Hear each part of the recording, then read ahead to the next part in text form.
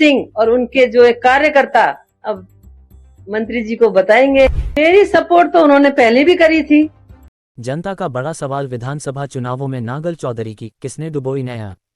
Nangal Chaudhary seat पर हार का जिम्मेदार कौन था? या अपनों में ही बैठे थे या विपक्षी लोग थे? ताल ठोककर खुद को राव समर्थक बताने वाले केंद्रीय नेता राव इंद्रजीत सिंह अब कटघरे में हैं। वजह हरियाणा विधानसभा चुनाव में नांगल चौधरी सीट पर बीजेपी की चौंकाने वाली हार। सियासी गलियारों में अब खुलकर चर्चा है कि बीजेपी की इस एकमात्र हार के पीछे खुद राव इंद्रजीत की अंदरूनी चालें थीं। क्योंकि कांग्रेस की उम्मीदवार ने जीत के बाद खुले मंच पर स्वीकारा, मैं राव साहब के आशीर्वाद से जीती हूं।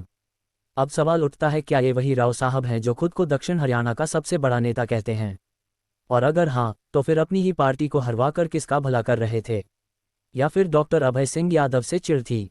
नांगल चौधरी के बीजेपी विधायक को जब प्रदेश स्तर पर विकास पुरुष की उपाधि मिली तो ये संदेश गया कि क्षेत्र में एक नया राव चेहरा उभर रहा है जो जनसेवा और जमीनी काम से लोकप्रिय हो रहा है।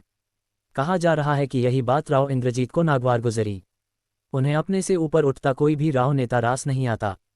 शायद इसी कारण उन्होंने पर्दे के पीछे कांग्रेस को समर्थन देकर अपनी ही पार्टी के खिलाफ खेल रच डाला। राजनीतिक जानकारों का मानना है कि राव इंद्रजीत ने क्षेत्र, पार्टी और जनता के हित को ताक पर रखकर निजी स्वार्थ साधने की कोशिश की। वे खुद को तो दक्षिण हरियाणा का प्रतिनिधि बताते हैं, लेकिन जब मौका आया तब उन्होंने न तो संगठन का साथ दिया और न ही उभरते युवा नेतृत्व को प्रोत्साहित किया। बीजेपी कार्यकर्ताओं और स्थानीय नेताओं में गुस्सा है।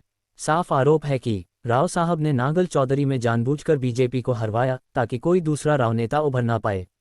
जनता पूछ रही है, क्या ऐसे नेता को कहा जाए दिग्गज या नकारा जाए? जब राव इंद्रजीत खुद को बीजेपी का बड़ा चेहरा और अहिरवाल का लीडर कहते हैं तो फिर सवाल उठता है, क्या किसी बड़े नेता से ऐसे छोटे खेल की उम्मीद की जाती है? अब जनता के बीच चर्चा गर्म है।